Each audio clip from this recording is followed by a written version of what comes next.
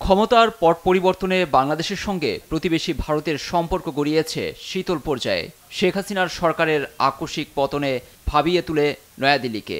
এ নিয়ে প্রধানমন্ত্রী নরেন্দ্র মোদী থেকে বিরোধী দলীয় নেতা রাহুল গান্ধীও জানান উদ্বেগ।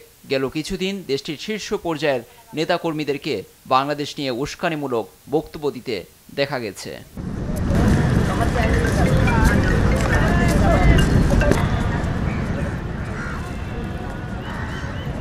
এই বাস্তবতায় বাংলাদেশ ভারত সম্পর্ক নিয়ে শুক্রবার সাংবাদিকদের প্রশ্নের মুখে পড়েন ভারতীয় পররাষ্ট্রমন্ত্রী এস জয়শঙ্কর।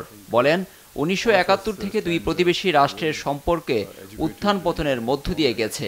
৫ আগস্টের ঘটনা বাংলাদেশের রাজনৈতিক পরিবর্তন ঘটেছে বলেও স্বীকার করেন জয়শঙ্কর। বাংলাদেশ নানাবিধ কারণে দু দেশের সম্পর্ক নিয়ে অনেক আগ্রহ আছে সবার। স্বাধীন হওয়ার পর থেকেই বাংলাদেশের সঙ্গে ভারতের সম্পর্ক উত্থান পতনের মধ্য দিয়ে গেছে। এটি স্বাভাবিক যে সরকার ক্ষমতায় ছিল তাদের সঙ্গে কাজ করেছি। তবে আমাদের স্বীকার করতে হবে যে দেশটিতে রাজনৈতিক পট পরিবর্তন হয়েছে। এই অবস্থায় আমাদের পারস্পরিক স্বার্থের দিকে নজর দেওয়াটাই উত্তম।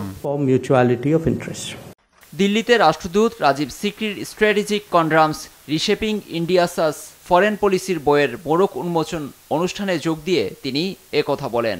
বাংলাদেশে যে সরকারই ক্ষমতায় বসুক না কেন, প্রতিবেশী হিসেবে নয়াদিল্লি তার সঙ্গে সুসম্পর্ক বজায় রাখবে বলেও জানান জয়শঙ্কর।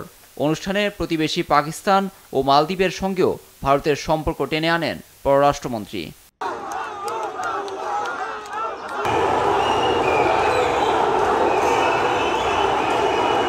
ছাত্র জনতার নজিরবিহীন আন্দোলনে শেখ হাসিনার সরকারের পতনের পর প্রথমবার বাংলাদেশ ভারত প্রশ্নে খোলাখুলি কথা বলেছেন ভারতের এই শীর্ষ পর্যায়ের কূটনীতিক।